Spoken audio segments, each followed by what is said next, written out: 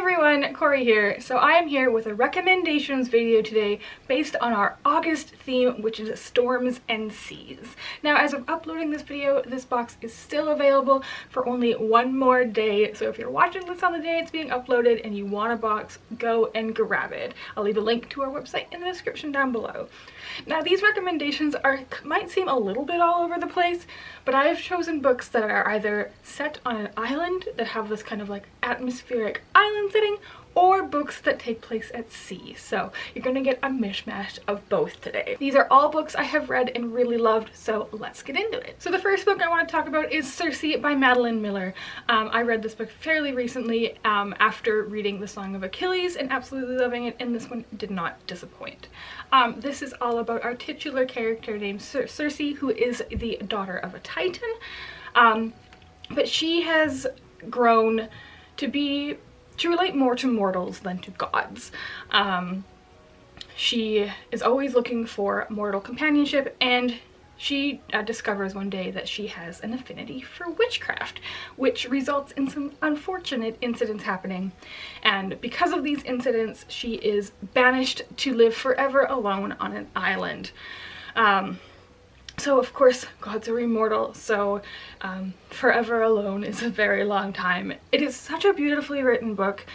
You also see other mythical characters, like you see Icarus and Daedalus and Odysseus, and if you have any interest in myth, I highly encourage you to pick up Madeline Miller's books. They are simply fantastic storytelling. Next up, I have an OwlCrate book, and that is The Glass Spare by DeStefano.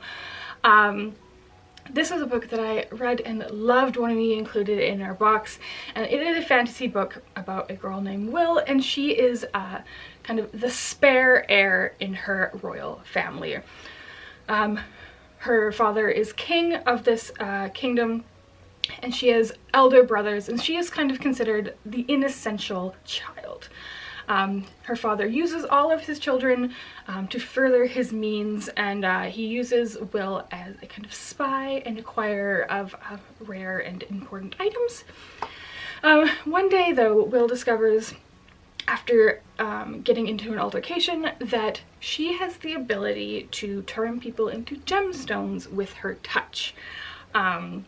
This is her curse. She can't touch anybody without turning them to stone. When her father finds this out, she is banished from the kingdom, and she must, so she goes and travels to try to figure out how to get rid of her curse. So where does storms and seas come into this one? A lot of this book is set on board a ship. The ship belongs to a boy named Loom, who is the prince of a rival kingdom. Will does not let Loom know what her identity is, as that would be unsafe for her, but much of it is set aboard this really cool ship. It is really a great and super fast-paced book. If you want something that's just really gonna suck you in right away. It's also a really unique fantasy world. Like, it definitely feels like that traditional high fantasy, but there's also mentions of like telephones and technology, which I just thought was a really cool blend to put in. But yeah, fantastic book. I encourage you to pick it up if you haven't already. Next up, I have The Summer of Salt by Katrina Leno. This book takes place on an island and follows a family of women who have magical powers. Georgina is our main character, and she is about to turn 18, but her magical powers haven't manifested, even though her twin sisters have. So she's a bit worried that she's never going to have any magical abilities. The thing that this island is known for is a mysterious 300-year-old bird, and it's a very quiet island except for in this short period amount of time each summer when the bird appears and bird watchers flock to the island. Now, unfortunately, this summer, for some reason, the bird hasn't come back to the island, and nobody can figure out why the bird has not been sighted. And really, this is just a beautifully written story that's full of magic and also deals with some more hard-hitting topics. And there's trigger warnings for sexual abuse in this one. But the way that Katrina Leno kind of weaves this story together is just so well done. The atmosphere of the island is fantastic, and if you're looking for something that has a contemporary feel but also some whimsy to it, I would highly recommend this. Next up, I have And the Ocean Was Our Sky by Patrick Ness.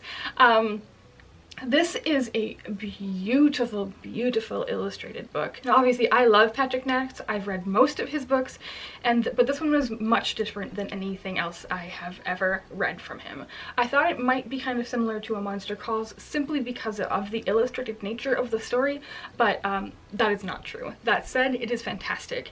It is essentially a retelling of Moby Dick that really flips the story on its head and is now told from the whale's perspective. Like, the whales have harpoons and are hunting men. I read this book before I read Moby Dick, and I have now read Moby Dick, and I enjoyed it thoroughly, not even having read Moby Dick. I think if you have just a basic understanding of what the story of Moby Dick is, you can definitely still enjoy this beautiful book. Now I have The Girl from Everywhere by Heidi Heilig. This book is so cool. It is set at sea, but also set in time and through myth and legend. Basically, it is about a girl named Nix, and she has been sailing with her father, through time and place for her entire life. And basically, if they have a map to a time or place or event, they can get there on their ship. Nix is, her father is obsessed with finding a map, take him back to 1868 in Honolulu, which will get him back to the love of his life and Nix's mother. That said, doing so could potentially erase Nix from time. So it's basically, it's an adventure story, but it's also dealing with some family issues. There's some romance. It's super fast paced, but also beautifully written.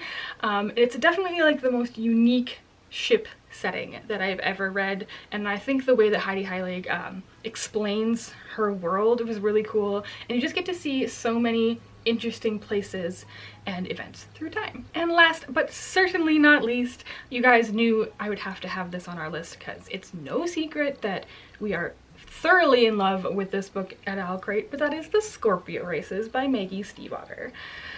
You've heard us talk about it before, but I'm going to talk about it again because it's what we do. We encourage people to read The Scorpio Races.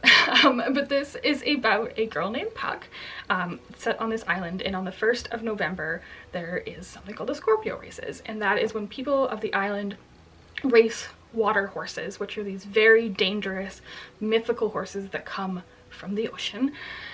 And they race water horses, and a woman has never been in this race before, but Puck puts her name into the running.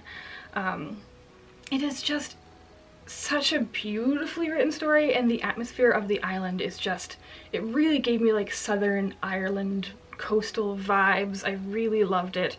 Our love interest Sean, Puck and Sean have such a chemistry that like they don't even need to like get close, and you can just feel the chemistry between the characters in the air. It's just, Maggie Stiefvater is just a fantastic writer.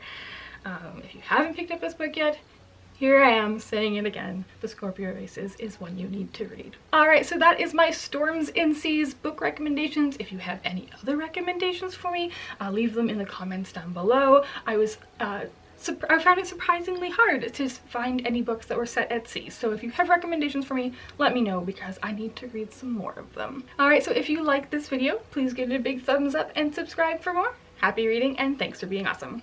Bye!